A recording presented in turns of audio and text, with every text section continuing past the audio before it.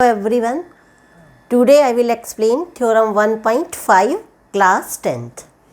Now I am explaining, let x be a rational number and whose decimal expansion terminates, then x can be expressed in the form of p by q, where p and q are coprime. You know coprime? They have no common factor, and the prime factorization of the q is in the form of 2 power n 5 power m, where n, m are non-negative integers, means positive integers. Now I will explain you.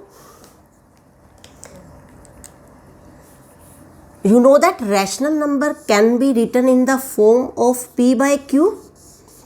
Okay, and we have to show this q is in the form of 2 power n and 5 power m, and we assume one number, rational number. I assume as 43 upon 100. 43 and 100 both are coprime.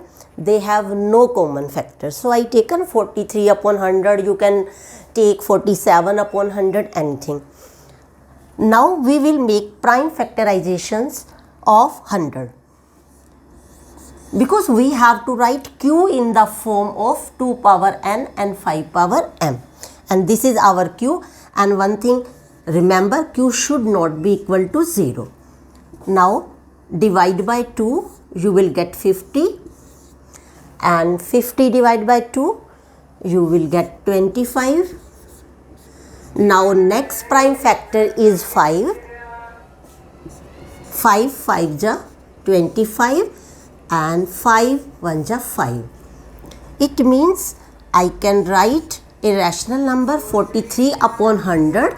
This 100 I will write in the form of 43 2 multiply 2 multiply 5 multiply 5. Now 43 2 power 2 multiply 5 power 2. Now check this. We have written 2 power n 5 power m, means rational number which is terminate form. This terminate form, it can be written q as 2 power n and 5 power m, and we have done this. Now I will explain you theorem 1.6. Now I am explaining theorem number 1.6. Let x equal to p by q be a rational number such that the prime factorization of q is of the form 2 power n 5 power m. In previous theorem 1.5 we have to prove this. Now it is given now. Q is in the form of 2 power n and 5 power m, where n, m are non-negative integer, means positive integers. Then x has a decimal expansion which terminates. Now we have to prove that this decimal can be terminate. Let the rational number is p by q. Let the rational number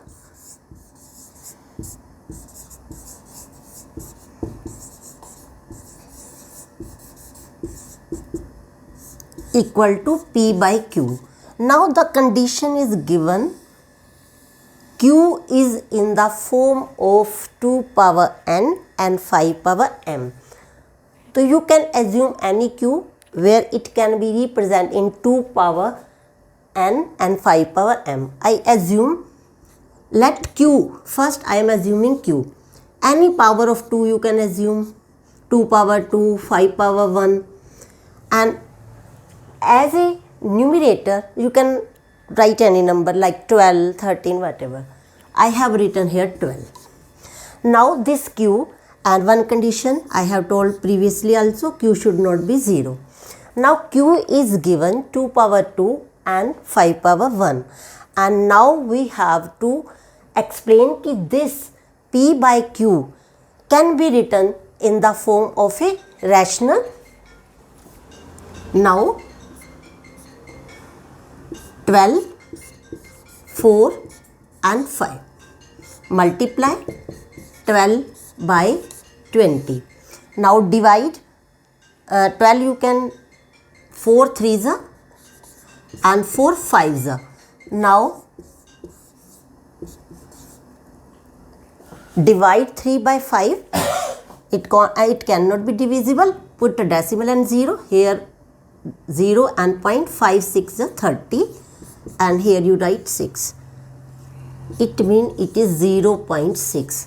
This P by Q form can be written as a terminate form if Q is in the power of 2 power n and 5 power m.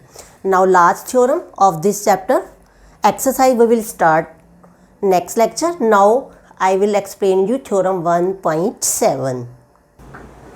Now I will explain you theorem 1.7. So first we will read statement.